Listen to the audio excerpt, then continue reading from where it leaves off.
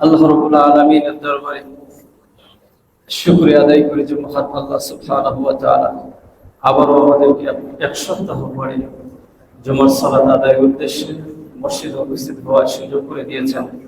এজন্য আল্লাহ পাকের দরবারে শুকরিয়া জানাই। আমরা সবাই করি আলহামদুলিল্লাহ। লাখো কোটি দুরূদ ও সালাম পেশ করছি বিশ্ব মানবতার মহান শিক্ষক সাইয়্যিদুল মুরসালিন রাহমাতুল লিল আলামিন মুহাম্মদুর রাসূলুল্লাহ সাল্লাল্লাহু আলাইহি ওয়াসাল্লামের। সম্মানিত উপস্থিতি, সূরা আল হাশরের 18 নম্বর আয়াতটি আমি তেলাওয়াত করেছি। এই আয়াতটাকে কেন্দ্র করে আজকের খুতবায় আলোচনা করব ইনশাআল্লাহ। আজকের আলোচনার বিষয়টা হচ্ছে দুনিয়ার জীবন এবং পরকালীন জীবন। ইতিপূর্বে একটা খুতবায় আমি এই বিষয়টা নিয়ে একটু আলোচনা করেছিলাম, দুনিয়ার জীবনের বিষয়টা নিয়ে। মুমিন জিন্দেগিটা কেমন হবে, দুনিয়ার জীবনটা কেমন হবে, পরকালীন জিন্দেগিটা কেমন হবে, দুনিয়াকে কতটুকু প্রাধান্য দেবে, এই বিষয়টা নিয়ে আলোচনা করেছিলাম। আজকে বাকি অংশটুকু আলোচনা করবো ইনশাআল্লাহ। আল্লাহ রাব্বুল আলামিন বলছেন, ইয়া আইয়ুহাল্লাযীনা আমানুত্তাকুল্লাহ, হে ঈমানদার লোকেরা তোমরা আল্লাহ তাআলাকে ভয় করো। এখানে দেখেন, সূক্ষ্মভাবে বোঝার একটু চেষ্টা করতে হবে, প্রত্যেকের নজর এদিকে রাখতে হবে ইনশাআল্লাহ। আজকের খুতবা থেকে কিছু না কিছু আমাদেরকে নিতে হবে, এই উদ্দেশ্যে একটু বোঝার চেষ্টা করবেন। আল্লাহ তাআলা বলছেন, ইয়া আইয়ুহাল্লাযীনা আমানুত্তাকুল্লাহ, হে ঈমানদার লোকেরা তোমরা আল্লাহকে ভয় করো। এখন ঈমানদার লোকদেরকে আবার আল্লাহকে ভয় করার কথা বলছে।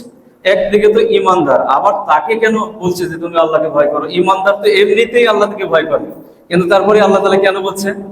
তার মানে হচ্ছে এই ধরনের শব্দ কোরআনে যেখানে ব্যবহার করা হয়েছে, এগুলা কিন্তু ভালো ঈমানদারদের জন্য বলে নাই। আল্লাহ তাআলা বলছেন ওই সমস্ত মুনাফিক মার্কা মুমিনদেরকে লক্ষ্য করে বলছেন, হে ঈমানদার লোকেরা তোমরা আল্লাহ তাআলাকে ভয় করো। অর্থাৎ তোমাদের মধ্যে এখনো যাদের দোষ ত্রুটি আছে, তোমাদেরকে একটু নসিহা করলে ভালো পথে আসতে পারবা, সুন্দর পথে সত্যের পথে তোমরা আসতে পারবা। তোমাদের মন মানসিকতা ভালো, কিন্তু মাঝে মধ্যে পাপ কাজ হয়ে যাচ্ছে, অন্যায় কাজ হয়ে যাচ্ছে, এদেরকে ডাকতে বলছেন ইয়া আইয়ুহাল্লাযীনা আমানুত্তাকুল্লাহ। আল্লাহ তাআলা এই শব্দ দ্বারা এখানে মুমিনদেরকে, এই যে পাপিষ্ঠ মার্কা মুমিনদেরকে আল্লাহ তাআলা নসিহা করছেন। নসিহাটা কি? ওয়াল তানজুর নাফসুম মা কদ্দামাত লিগাদ, যে মনে রাখো মুমিন বান্দা, তোমাদের মধ্যে এমন কিছু সংখ্যক মানুষ থাকা দরকার, অর্থাৎ তোমাদেরকে এমন হওয়া দরকার যে তোমরা প্রত্যেকেই তোমাদের নিজেদেরকে একটু সতর্ক রাখবে। ওয়াল তানজুর নাফসুম মা কদ্দামাত লিগাদ, মানে আগামী কালের জন্য তুমি কি প্রেরণ করবে বা কি প্রেরণ করতেছো, এই বিষয়টা নিয়ে একটু চিন্তা ফিকির করো, একটু গবেষণা করো। এখানে আমরা যে জিন্দেগিতে বসবাস করছি, এখন যে আমরা জীবন ধারণ করছি, এটাকে বলা হয় আজকের দিন, তাই না? অর্থাৎ আজকের দিন আবার পরে আসতেছে আগামী দিন, আগামীকাল। আজকের দিন আমরা যে আমাদের জীবন যাদের আছে আজকে বসবাস করছি, এটা হচ্ছে আজকের দিন। আজকের দিন গত হয়ে গেলে আসবে হচ্ছে আগামীকাল, তাই না? এই আগামীকালকে এখানে আল্লাহ তাআলা বলছেন লেগড, মানে আগামীকালের জন্য তুমি কি প্রেরণ করবা, সেই বিষয়টা নিয়ে একটু চিন্তা ফিকির করো, একটু গবেষণা করো, একটু সতর্ক হও।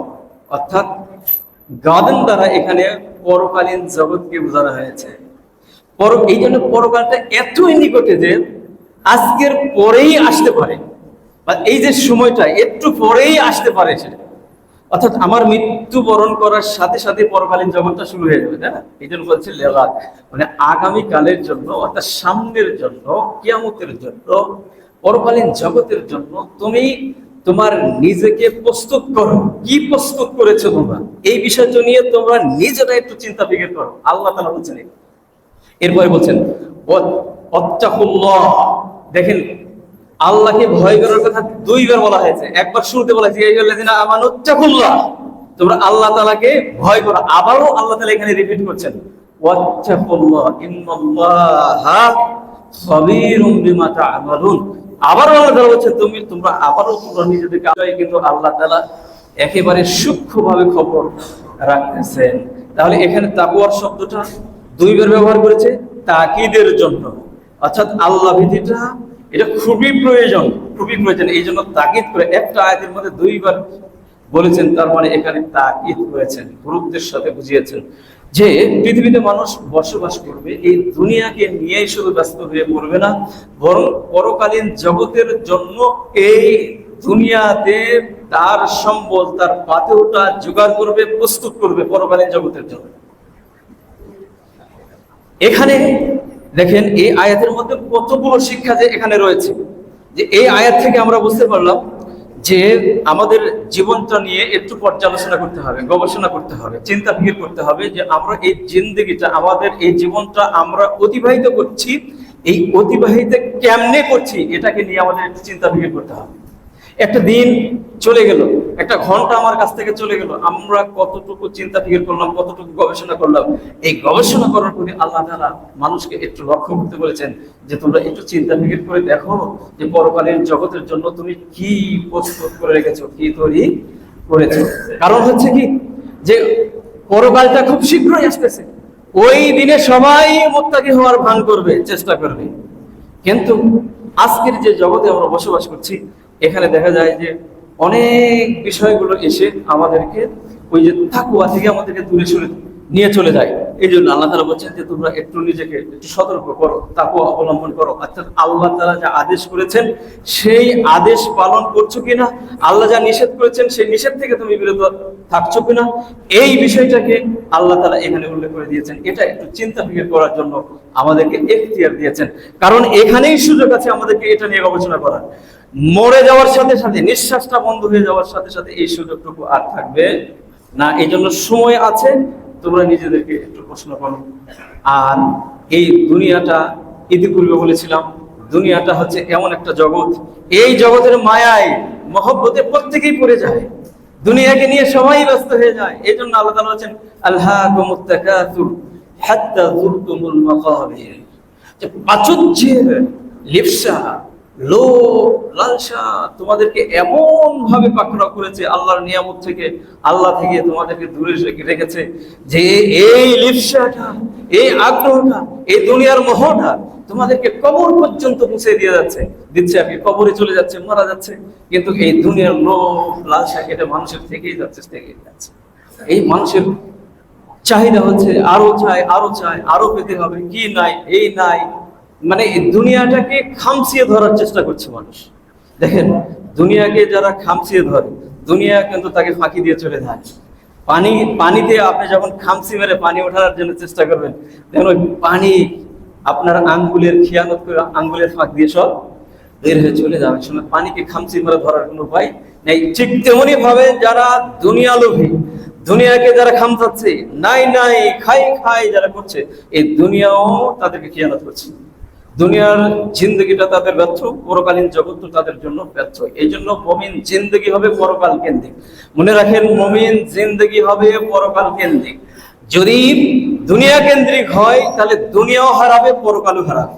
আর যদি পরকাল কেন্দ্রিক হয় তাহলে দুনিয়াতে সফলতা অর্জন করবে, পরকালীন জগতে তার জন্য সফলতা রয়েছে। এই জন্য আল্লাহ তাআলা বলেন ফামান যুহজিহা আনিন নার ওয়া উদখিলাল জান্নাহ ফাকাদ ফাজ, যাকে জাহান্নাম থেকে মুক্তি দেওয়া হলো, জান্নাতে প্রবেশ করলো, সেই কেবলমাত্র সফলতা অর্জন করলো, সেই কেবলমাত্র সফল কাম হলো।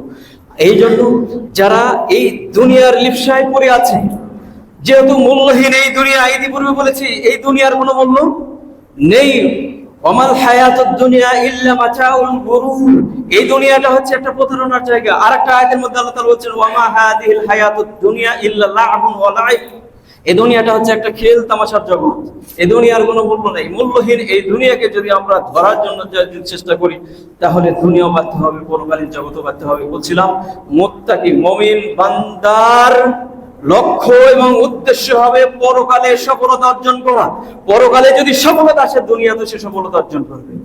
এই দুনিয়াতে যদি অর্থনৈতিক ভাবে সে সফলতা অর্জন না করে, কিন্তু আল্লাহ তাআলা তার অন্তরের মধ্যে এমন সচ্ছলতা দান করবেন, তার অল্প ইনকাম সোর্সে সে আল্লাহ তাআলার মধ্যে সন্তুষ্ট থাকবে। তার দুনিয়ার জীবনটা আনন্দময় হবে, শান্তিময় হবে, তার কোনো টেনশন নাই, তার কোনো চিন্তা নাই। যদিও চিন্তা আসে তাহলে লিল্লাহ, আল্লাহ তাআলার জন্য ছেড়ে দিবে। দেখবেন যে অন্তরের মধ্যে এমন একটা প্রশান্তি এসেছে, এমন একটা প্রশান্তি সে ফিল করবে যদিও সে বিপদে আছে। এই জন্য মুমিন মুত্তাকি বান্দার দুনিয়াতে চলা ফিরা, ওঠা বসা, খাওয়া দাওয়া, ফ্যামিলি গঠন করা, ছেলে মেয়েদেরকে পড়াশোনা শেখানো, ব্যবসা বাণিজ্য, চাকরি বাকরি সব হবে পরকাল কেন্দ্রিক। যদি এটাই হয়, টার্গেটটা যদি এটাই হয় যে আমার পরকালে সফলতা অর্জন করতে হবে, তাহলে দুনিয়ার জগতে সে অবশ্যই অবশ্যই সফলতা অর্জন করবে এবং দুনিয়ার কাজকে আল্লাহ তাআলা তার জন্য সহজ করে দিবেন, সচ্ছলতা দান করবেন, তার মধ্যে প্রাচুর্যতা দান করবেন, সে আনন্দ ফিল করবে, তার মধ্যে কোনো হতাশা কাজ করবে না। আর যদি আমরা চাই দুনিয়া, তাহলে এই দুনিয়া যদি আমরা শুধুমাত্র যদি চাই, তাহলে দেখবেন তার উপরে হাদিসের মধ্যে এসেছে, তাকে দারিদ্রতা দিয়ে, অভাব অনটন দিয়ে আল্লাহ তাআলা তাকে তার উপরে বখিলতা দিয়ে, তার উপরে হতাশা দিয়ে, দুঃখ কষ্ট বেদনা তার উপরে আল্লাহ তাআলা ঝুলিয়ে দিবেন। বুঝতে পেরেছেন? হাদিসের মধ্যে এসেছে যে ব্যক্তি শুধুমাত্র দুনিয়াকে প্রাধান্য দিবে, তাকে হাদিসের মধ্যে বলা হয়েছে তাকে কীর্পণতা, হতাশা, দারিদ্রতা আল্লাহ তাআলা তার কাঁধে ঝুলিয়ে দিবেন। কিভাবে দারিদ্রতা ঝুলিয়ে দিবেন? সুইস ব্যাংকে কোটি কোটি টাকা আছে, ব্যাংকে লক্ষ কোটি টাকার মালিক সে, দেখবেন যে অফিসে চাকরি করে 5,000 টাকার জন্য সে ঘুষের জন্য সে সাইন করবে না, আপনার কাগজে সাইন করবে না। দেখেন দরিদ্রতা কিভাবে তার কাঁধের উপরে ঝুলিয়ে দেওয়া আছে, ওই 5,000 টাকায় সে সম্বল মনে করে। বুঝতে পেরেছেন? 2 লক্ষ টাকা লাগবে চাকরি দিতে, একজন গরিব মানুষ, অসহায় মানুষ, শিক্ষিত মানুষ চাকরি দিতে, ওই 2 লক্ষ টাকা ছাড়া আপনাকে চাকরি দিবে না, অথচ কোটি কোটি টাকার মালিক সে। দেখছেন দারিদ্রতা কিভাবে তার কাঁধে ঝুলিয়ে দিয়েছে, অথচ সে কিন্তু দারিদ্র নয়। দুনিয়া কেন্দ্রিক তার জিন্দেগি, দুনিয়াতে চলতেছে ফিরতেছে, তার অভাব অনটন নাই, কিন্তু অশান্তি, হতাশা, মনোকষ্ট, বেদনা, শরীর চলে না, অসুস্থ। বুঝতে পেরেছেন? এইগুলো সবকিছু তার উপরে চালিয়ে দেয়। যখন তাকে হতাশা যখন আক্রমণ করবে, দেখবেন যে দুনিয়ার রোগ বালা মুসিবত তাকে আক্রমণ করবে, একটার উপরে আরেকটা এসে তাকে এই দুনিয়াতে অশান্তির মধ্যে রেখে দিবে। তার ফ্যামিলি ব্যাকগ্রাউন্ডটা সুন্দর নয়, ছেলে মেয়েরা সুন্দরভাবে গঠন করতে পারে না, ছেলে একদিকে মেয়ে নিয়ে চলে যায়, মেয়ে আর একদিকে ছেলে নিয়ে চলে যায়, দেখবেন যে ফ্যামিলি গঠনও তার হয় নাই। মানে দুনিয়া কেন্দ্রিক চিন্তা যদি এটা হয়, ক্যারিয়ার গঠনের নামে এখন বর্তমানে যা কিছু চলছে, দিন ধর্মকে ছেড়ে ক্যারিয়ার গঠনের নামে কি চলছে এগুলো আমাদের দেশে। এই যে দেখেন গত কয়েকদিন আগে দেখছেন নূরজাহান নামক একজন মহিলা, ফেসবুকে দেখেছেন না, যারা অ্যান্ড্রয়েড ফোন ব্যবহার করে, 1 সপ্তাহ আগে 1 জুন সম্ভবত মহিলাটি মারা গেছে। 1 সপ্তাহ আগে মারা গেছে, সে বিছানায় পোকা ধরেছে, শরীর থেকে পোকা ধরে, মহিলার কোনো খবর নাই। পরে প্রতিবেশী যারা আছে মিরপুরের একটা বাসায়, বুঝতে পেরেছেন, পাশের প্রতিবেশীর লোকেরা পুলিশকে ফোন দিয়েছে, পুলিশ আসে দেখে শরীরে পচন ধরেছে। এই মহিলার এক সন্তান হচ্ছে সচিব, আরেক ছেলে হচ্ছে বুয়েটের শিক্ষক, আরেক ছেলে কানাডা প্রবাসী, মেয়ের জামাতা হচ্ছে ইউনিভার্সিটির শিক্ষক, মেয়ে হচ্ছে শিক্ষিকা। বুঝতে পেরেছেন? এতগুলো শিক্ষিত মানুষ, এটা কেন এটা হয়েছে? 1 সপ্তাহে ঈদটা চলে গেছে, মায়ের কোনো খবর নাই, গরিব মানুষ ঘরের মধ্যে ফালিয়ে রেখেছে। বুঝতে পেরেছেন? কেরিয়ার গঠনের নামে আমাদেরকে শিক্ষিত হলে হবে না, আমাদের কি হতে হবে? শিক্ষিত হওয়ার আগে মানুষ হতে হবে। মানুষ হওয়াটা খুবই জরুরি, শিক্ষিত হওয়া খুব জরুরি না, মানুষ হওয়া জরুরি। দেখেন এই দুনিয়া আমাদেরকে কিভাবে গাফেল করে দিয়েছে। পিতামাতার অধিকার, প্রতিবেশীর অধিকার, ছেলে মেয়েদের অধিকার, স্ত্রীর অধিকার, বাবার অধিকার, মায়ের অধিকার, এগুলো সবকিছুকে ভুলে গিয়ে ক্যারিয়ার গঠনের নামে যা কিছু চলছে এগুলো বাদ দিতে হবে, পরিহার করতে হবে, ধর্মকে প্রাধান্য দিতে হবে, তাহলে পরকালীন জগতে আমাদের সফলতা আসবে। যদি দুনিয়া গঠনের নামে পরকালীন জগৎটাকে যদি ছেড়ে দেওয়া হয়, তাহলে দুনিয়াতেও সে ব্যর্থ হবে, পরকালীন জগতে তো সে ব্যর্থ হয়ে যাবে। কারণ কি দেখেন, যে আমাদের যে কোনো সময়ে আমাদের মৃত্যু আসতে পারে, তাই না? আমরা যে আমাদের নিজেদেরকে গঠন করবো এমনি মনে করছি একটু দিন যাক, কাল আমি নিজেকে ঠিক করবো, কুসুর ঠিক করবো, মানে যৌবনকাল চলে যাচ্ছে, বৃদ্ধকাল যখন আসবে তখন মসজিদে প্রবেশ করবো, করে আল্লাহর ইবাদত বন্দেগী করবো। সুযোগ পাইবেন না, সুযোগ পাইবেন না। ঘুষ খেয়ে খেয়ে, ঘুষ সুদ খেয়ে খেয়ে বিশাল বিশাল অট্টালিকা আপনি তৈরি করেছেন। এখন আপনি বুঝতে শিখেছেন যে আপনার মধ্যে হিদায়াত জ্ঞান এসেছে, এখান থেকে আমাকে বাঁচতে হবে, এই চিন্তা করতেছেন, সুযোগ পাইবেন না, পাইবেন না, পাইবেন না। কেন, কিভাবে পাইবেন না? দেখেন আমি দৃষ্টান্ত দিই, আপনি বুঝতে পারবেন কিভাবে আপনি পাইবেন না। ধরেন আপনি সারা জীবন ঘুষ খেয়ে সুদ খেয়ে খেয়ে আপনি আপনার সংসার করেছেন, ছেলে মেয়েদেরকে লেখাপড়া শিখিয়েছেন, হ্যাঁ অনেক কিছু করেছেন, বৃদ্ধ বয়সে শরীর আর চলে না, আপনি এখন পরহেজগারি দেখাচ্ছেন, তাই না? আপনি তওবা করেছেন, আল্লাহর কাছে ফিরে এসেছেন, কিন্তু আপনি কোটি কোটি টাকা ইনকাম করেছেন, আপনার বাড়ি করেছেন, গাড়ি করেছেন, ঘর করেছেন, জায়গা করেছেন, জমি করেছেন। এখন আপনি চাচ্ছেন আমার জমিগুলোকে আল্লাহর রাস্তায় দান করে আমি এই পাপ থেকে মুক্তি পেতে চাই। আপনি বলেন এখন পারবেন? ওই বাড়িটা বিক্রি করতে আপনি পারবেন? ওই জমি বিক্রি করতে পারবেন? আপনি বিক্রি করতে যান, আপনার ছেলে আপনার মেয়ে এসে আপনার মাথায় বাড়ি মারবে, আপনাকে বাড়ি থেকে বহিষ্কার করে দিবে, বের করে দিবে, বৃদ্ধাশ্রমে পাঠাবে আপনাকে। তারপরে আপনি জায়গা জমি বিক্রি করতে পারবেন না, কারণ আপনার সে শক্তি নাই, আপনার ওই দাপটান নাই, আপনার আওয়াজ বের হয় না, আপনাকে লাঠি ছাড়া আপনি চলতে পারেন না, আপনি এখান থেকে মুক্তি আপনি লাভ করতে পারবেন না, কারণ ওই সুযোগ আপনি ছেড়ে চলে এসেছেন। সময় ছিল কিন্তু তখন আপনি কাজে লাগান নাই। সুতরাং এখান থেকে বাঁচার চেষ্টা করলেও আপনি বাঁচতে পারবেন না, মনে রাখেন। এই জন্য আমাদেরকে সতর্ক হইতে হবে। মৃত্যু যে কোনো সময় আমাদেরকে গ্রেফতার করতে পারবে। আইনামা তাকুনু ইউদরিকুমুল মাউত, তুমি যেখানে থাকো মৃত্যু তোমাকে গ্রেফতার করবে, হঠাৎ মৃত্যুবরণ করে চলে যেতে পারে। এই জন্য আমরা দেখি চোখের সামনে আমরা দেখতে পাই যে পিতার কাজে চড়ে সন্তান কবরে যাচ্ছে, যায় না? আমরা দেখতে পাচ্ছি, কারণ আসার সিরিয়াল আছে, যাওয়ার কোনো সিরিয়াল নাই, যে কোনো মুহূর্তে আমাদেরকে চলে যেতে পারে। এই জন্য আল্লাহ তাআলা বলছেন ওয়ালিকুল্লি উম্মাতিন আজাল ফাইজা জাআ আজালুহুম লা ইস্তাখিরুনা সাআতান ওয়া লা ইস্তাকদিমুন। আল্লাহ তাআলা নির্দিষ্ট একটা সময় বেঁধে রেখে দিয়েছেন, এই পর্যন্তই আপনি জীবন লাভ করবেন, একটু আগেও যেতে পারবেন না, একটু পরেও যেতে পারবেন না। কুল্লু নাফসিন যায়িকাতুল মাউত, প্রত্যেক প্রাণীকে মৃত্যুর স্বাদ বহন করতে হবে। আমাদেরকে দুনিয়া ছেড়ে চলে যেতে হবে, কখন যেতে হবে এটা আমরা জানি না, যে কোনো মুহূর্তে আমাদেরকে চলে যেতে হবে। এই জন্য মুত্তাকি মুমিন বান্দার নীতি হবে যে সর্বসময়ের জন্য সে মানসিকভাবে প্রস্তুত থাকবে, আমি মৃত্যুর জন্য প্রস্তুত, মৃত্যু যখনই আসবে আমি ওয়েলকাম জানাচ্ছি, স্বাগতম জানাচ্ছি, হয়ে যাক, আমার কোনো মৃত্যু হয়ে গেলে আমার কোনো সমস্যা নাই, পরকালীন জগৎ আমার জন্য উন্মুক্ত। তাই যদি যারা পরহেজগারী মুত্তাকি পরকাল কেন্দ্রিক যে দুনিয়া গঠন করবে, তার পরিস্থিতিটা হবে এইরকম। আর যদি দুনিয়া কেন্দ্রিক হয়, ভয় কাজ করবে, ভয় কাজ করবে, ভয়, মানসিক অশান্তি কাজ করবে। হ্যাঁ, এই যে না জানি মৃত্যু কখনো আসে, হ্যাঁ, বড় আওয়াজ শুনলে আতঙ্কিত হয়ে ওঠে, না জানি কি এসে যাবে, কি এসে যাচ্ছে, কি হয়ে যাচ্ছে, এই মনে হয় আমার মৃত্যু এসে যাবে। এই যে মানসিক ফটকা, এই চিন্তা, এই জন্য রবের প্রতি নিজেকে সমর্থ করে দিলে কোনো ভয় আর কাজ করবে না। বলছিলাম ভাই, এই যে দুনিয়া ক্ষণস্থায়ী, এই দুনিয়াকে খামচিয়ে না ধরে পরকালীন জগৎটাকে আমাদেরকে একটু প্রাধান্য দেওয়া উচিত। সাহাবায়ে কেরামদের দৃষ্টান্ত থেকে যদি আমরা একটু লক্ষ্য করি, যে ইতিপূর্বে আমি যে বলেছিলাম যে আপনি দুনিয়াতে থাকবেন, এই ক্ষণস্থায়ী দুনিয়াতে থাকবেন, দুনিয়াতে চলার জন্য যে আপনি আয় ইনকাম করবেন না এটা আমি বলছি না। সাহাবায়ে কেরাম লক্ষ কোটি টাকার মালিক ছিল, কিন্তু পরকাল কেন্দ্রিক তাদের জীবন ছিল। বুঝতে পেরেছেন? আব্দুর রহমান বিন আউফ, ইতিপূর্বে বলেছিলাম যে আব্দুর রহমান বিন আউফ জিরো থেকে হিরো হয়েছিল। বুঝতে পেরেছেন? মক্কা থেকে মদিনায় গিয়েছে 4 দিরহামের মালিক সেই আব্দুর রহমান ইবনে আউফ পরিশেষে এত সম্পদের মালিক হয়েছে। বর্তমান পৃথিবীতে সবচেয়ে ধনী ব্যক্তিকে জানেন? লিনন মাস্ক, তার সম্পদের পরিমাণ $300 বিলিয়ন। বর্তমান পৃথিবীর সবচেয়ে ধনী ব্যক্তি, $300 বিলিয়ন, তার চেয়ে বেশি। সেই সময় আব্দুর রহমান বিন আউফের সম্পদ ছিল $501 বিলিয়ন। বুঝতে পেরেছেন? এত সম্পদের মালিক ছিল, কিন্তু তার পরকাল কেন্দ্রিক ছিল এই দুনিয়াটা। সুবহানাল্লাহ, পরকাল কেন্দ্রিক ছিল। কিন্তু তারপরেও সাহাবায়ে কেরামদের দেখেন চিন্তা বিকের পরকাল সম্পর্কে তাদের চিন্তাটা কি গভীর ছিল।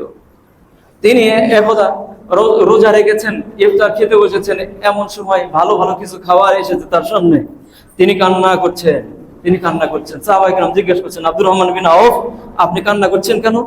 তিনি বলছেন যে ইসলামের প্রাথমিক যুগে আমার এমনও কিছু সাথীবর্গ ছিল, যেমন মুসআব বিন উমাইর, হামজা রাদিয়াল্লাহু তাআলা আনহু, এই সমস্ত ব্যক্তিরা এই দুনিয়া থেকে চলে গিয়েছে। তারা এই দুনিয়াতে সফলতা অর্জন করতে পারেনি, দুনিয়াতে তারা অর্থ সম্পদের কিছুই করতে পারে না। কিন্তু রাসূল সাল্লাল্লাহু আলাইহি ওয়াসাল্লাম দুনিয়া থেকে চলে গিয়েছেন, অনেক সাহাবীরা গত হয়ে চলে গেছে, তারা দুনিয়ার সফলতা ওইভাবে পায় নাই, কিন্তু পরকালীন জগতের সফলতা নিয়ে তারা চলে গিয়েছে। কিন্তু আমরা আমাদের মতো আব্দুর রহমান বিন আউফ যারা জীবিত আছে, এক সময় ছিল খাবার যোগান দেওয়া যায়নি। সে আব্দুর রহমান বিন আউফের এত সম্পদ, না জানি এই সম্পদগুলো পরকালকে আমার কাছ থেকে ছিনিয়ে নিচ্ছে, কেড়ে নিচ্ছে। বুঝতে পেরেছেন, এই সম্পদের হক আদায় করেছে, তারপরে তাদের এই সম্পদ নিয়ে এই চিন্তা। খেতে বসেছে, ভালো খাবার এসেছে, তাই তিনি এই চিন্তাগুলো করছেন। বুঝতে পেরেছেন, এরপরে তিনি দুঃখ কষ্ট এই খাবারটা তিনি খাইলেন না। সাহাবায়ে কেরামদের পরকালীন জগৎ কেন্দ্রিক এইরকম তাদের চিন্তা চেতনা ছিল। সুবহানাল্লাহ। দায়িত্ব থেকে বিমুখ হবে না, মুমিন জিন্দেগি দুনিয়া বিমুক্ত হবে, পরকালমুখী হবে, কিন্তু দুনিয়ার দায়িত্ব থেকে মুক্তি লাভ করবে না। দুনিয়ার দায়িত্ব তাকে সঠিকভাবে পালন করতে হবে। রাসূলুল্লাহ সাল্লাল্লাহু আলাইহি ওয়াসাল্লাম রাষ্ট্রপ্রধান ছিলেন না, মদিনার রাষ্ট্রপ্রধান ছিলেন না, তো তিনি দুনিয়া বিমুখ ছিলেন, দুনিয়া বিমুক্ত ছিলেন, পরকালীন জগৎকে তিনি প্রাধান্য দিয়েছেন, কিন্তু তারপরে তিনি রাষ্ট্র পরিচালনা করেছেন না, করেছেন। আবু বকর সিদ্দিক করেছেন না, করেছেন, কিন্তু তারা পরকালকে প্রাধান্য দিয়েছেন, দেয়নি, পরকালকে প্রাধান্য দিয়েছে। রাসূলুল্লাহ সাল্লাল্লাহু আলাইহি ওয়াসাল্লাম দেখেন, রাসূলুল্লাহ সাল্লাল্লাহু আলাইহি ওয়াসাল্লাম তাবরানীর হাদিসের মধ্যে এই হাদিসটা উল্লেখ করা হয়েছে। রাসূলুল্লাহ সাল্লাল্লাহু আলাইহি ওয়াসাল্লাম একদা জিবরিল আলাইহিস সালামের সঙ্গে করে সাফা পর্বতের উপরে আছেন। এমন সময় রাসূল সাল্লাল্লাহু আলাইহি ওয়াসাল্লামের তার কিছু দুঃখ ভারাক্রান্ত কিছু কথা জিবরিলের সাথে শেয়ার করতেছেন। বলছেন, জিবরিল, তুমি কি জানো মুহাম্মদ সাল্লাল্লাহু আলাইহি ওয়াসাল্লামের পরিবারের রাত যায় দিন যায় কিভাবে, তুমি কি একটু জানো? মুহাম্মদ সাল্লাল্লাহু আলাইহি ওয়াসাল্লামের দিন যায় এমন ভাবে, তার ফ্যামিলিটা গত হয় এমন ভাবে যে মুহাম্মাদের ঘরে এক মুঠো ছাতু পেট ভরে খাওয়ার মতো কোন সম্পদ মুহাম্মদ সাল্লাল্লাহু আলাইহি ওয়াসাল্লামের ঘরে নাই। সুন্দর একটা বিছানার উপরে আমার ফ্যামিলির লোকেরা যে আমরা ঘুমাবো, সেরকম একটা বিছানাপত্র আমাদের নাই। রাসূল সাল্লাল্লাহু আলাইহি ওয়াসাল্লামের কথাটা আল্লাহ তাআলা শুনেছেন। আল্লাহ তাআলা সঙ্গে সঙ্গে মিকাইল আলাইহিস সালামকে বলছেন, মিকাইল যাও, আমার রাসূলের কাছে তুমি চলে যাও। মিকাইল নেমে আসতেছে, হঠাৎ করে আকাশের তর্জন গর্জন। রাসূল সাল্লাল্লাহু আলাইহি ওয়াসাল্লাম জিবরিলকে প্রশ্ন করছেন, জিবরিল, এই শব্দটা কিসের? কিয়ামত কি অনুষ্ঠিত হয়ে গেল? কিয়ামতের হুকুম কি আল্লাহ দিয়ে দিলেন?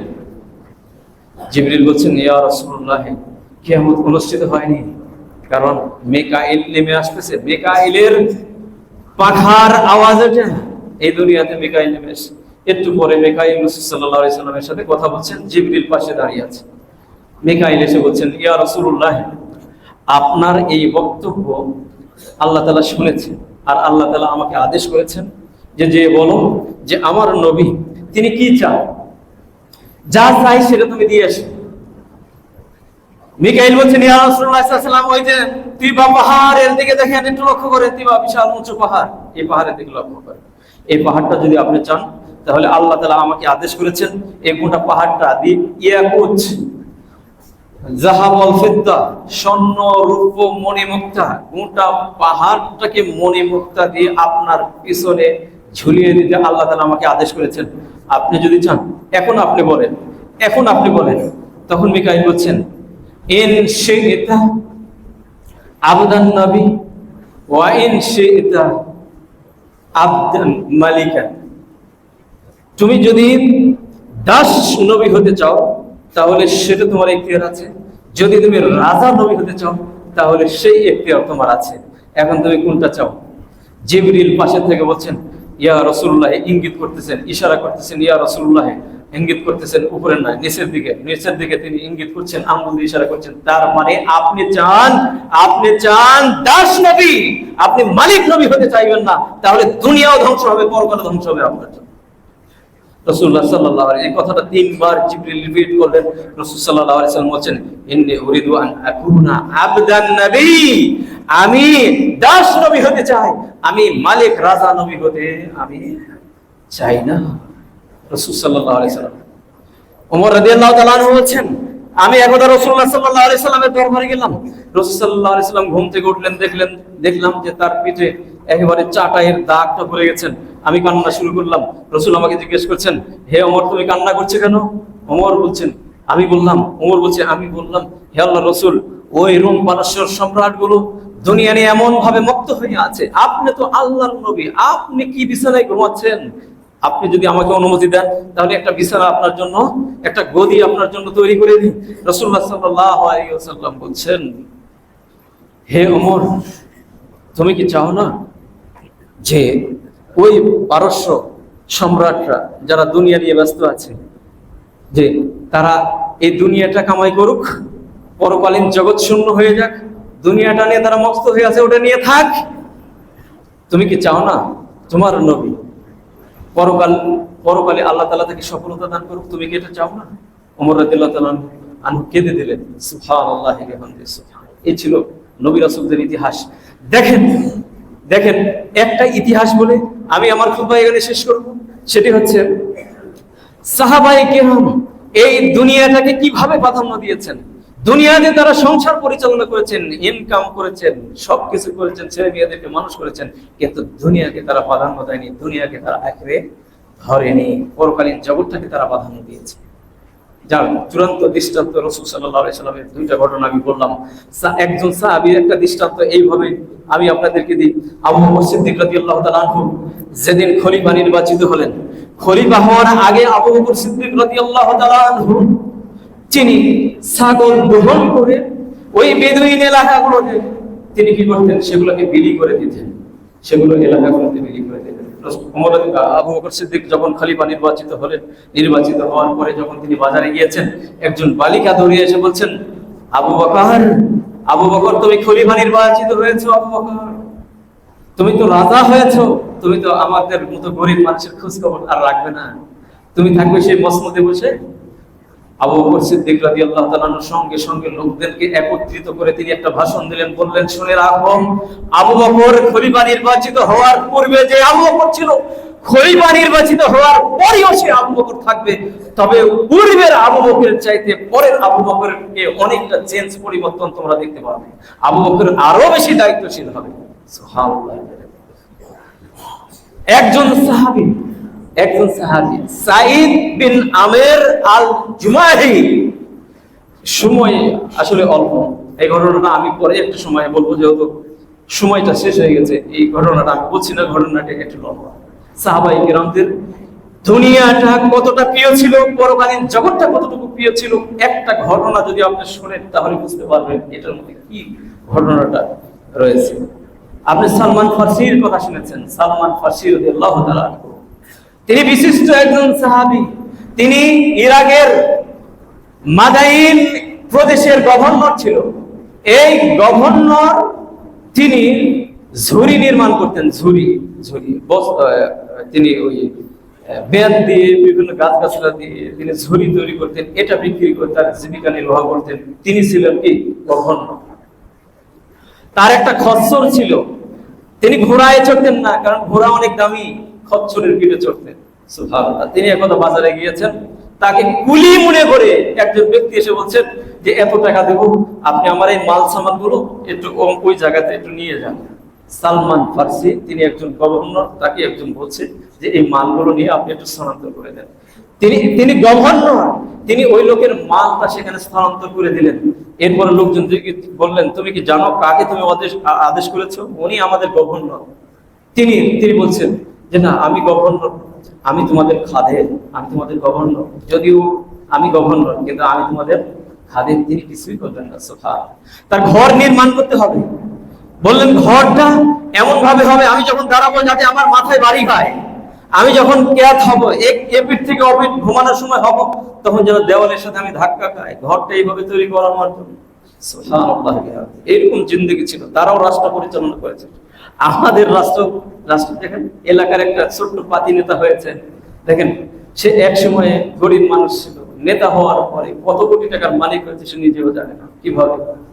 অথচ ইতিহাস কি বলে, ওমর বিন আব্দুল আজিজ রাহিমাহুল্লাহ, তিনি খলিফা হওয়ার আগে অগাধ সম্পত্তির মালিক ছিল। যখন তিনি খলিফা হয়েছিলেন, রাষ্ট্রের মধ্যে যাকাত নেওয়ার একজন মাত্র ব্যক্তি ছিল, তিনি ছিলেন খলিফা ওমর বিন আব্দুল আজিজ রাহিমাহুল্লাহ। সুবহানাল্লাহ। তার ছেলে মেয়েরা এসে বলছেন, আব্বাজান আজকে ঈদের দিন আমাদের জন্য একটু কি পোশাক, নতুন পোশাক কিনে দেওয়া যায় না? বলছে যে তোমাদেরকে পোশাক কিনে দেওয়ার মতো টাকা তো আমার কাছে নাই। সন্তানের আবদার, সুবহানাল্লাহ, ভালোবাসা, সন্তানের ভালোবাসার আবদার। তখন তিনি কান্না করতে করতে চলে গেছেন, কোষাধ্যক্ষের কাছে গেছেন। রাষ্ট্রের তিনি খলিফা, রাষ্ট্রের কোষাধ্যক্ষকে যে বলছে যে আগামী মাসের বেতনটা আমাকে কি একটু দেওয়া যায় না, আগামী মাসের বেতনটা আমাকে একটু দেন। তখন কোষাধ্যক্ষ বলছেন, আমিরুল মুমিনিন, আপনি রাষ্ট্রপ্রধান, আপনি আমার কাছ থেকে অনুমতি চাচ্ছেন, এটা কথা। আপনি যদি চান তো সবকিছু নিয়ে যেতে পারেন, আপনি আমার কাছে অনুমতি চাচ্ছেন। বলছে যে না, এটা দায়িত্ব, দায়িত্ব, আমি রাষ্ট্রপ্রধান হয়েছি, আমি যে সবকিছু ভোগ দখল করতে আমি পারি না, আল্লাহর কাছে জবাব দিয়ে আছে। কোষাধ্যক্ষ বলছেন, আমিরুল মুমিনিন, যখন আপনি বলছেন আল্লাহর কাছে দায়িত্ব আপনার, আমারও দায়িত্ব আছে, এখানে কোষাধ্যক্ষের দায়িত্ব পালন করছি। আমিরুল মুমিনিন, শুনে রাখেন, যদি আপনি আমাকে লিখিত দিতে পারেন যে ওমর বিন আব্দুল আজিজ আগামী 1 মাস জীবিত থাকবে, এই গ্যারান্টি যদি আপনি আমাকে দিতে পারেন, আমি কোষাধ্যক্ষ, আমি গ্যারান্টি দিচ্ছি আগামী মাসের বেতন আপনাকে আমি দিয়ে দেব। কিন্তু যদি আপনি গ্যারান্টি দিতে না পারেন, আমি দেওয়ার অধিকার রাখি না, কারণ হচ্ছে পরকালীন জগতে আমাকে জবাবদিহি করতে হবে, এটা আমার দ্বারা সম্ভব নয়। কারণ আগামী মাস পর্যন্ত আপনি জীবিত থাকবেন, তার কোনো গ্যারান্টি আপনি দিতে পারবেন? তিনি কান্না করতে করতে সেখান থেকে চলে গেলেন, ছেলে মেয়েদেরকে বুঝাইলেন, ছেলে মেয়েরা এটা বুঝতে পারে ছিল রাষ্ট্রপ্রধান। এই ছিল আমাদের মুসলিম জাহানের ইতিহাস। এগুলো আমাদেরকে জানতে হবে, বুঝতে হবে। আমরা মুসলিম পরকালীন জগৎকে আমরা প্রাধান্য দেব, আমাদেরকে একটু বুঝে শুনে এই দুনিয়াতে চলা উচিত। আল্লাহ তাআলা আমাদেরকে তৌফিক দান করুন। আকুলু কাওলি হাযা, আস্তাগফিরুল্লাহ লি ওয়া লাকুম ওয়া লিসাইরিল মুসলিমিনা ওয়াল মুসলিমাত ফাস্তাগফিরুহু ইন্নাহু হুয়াল গফুর।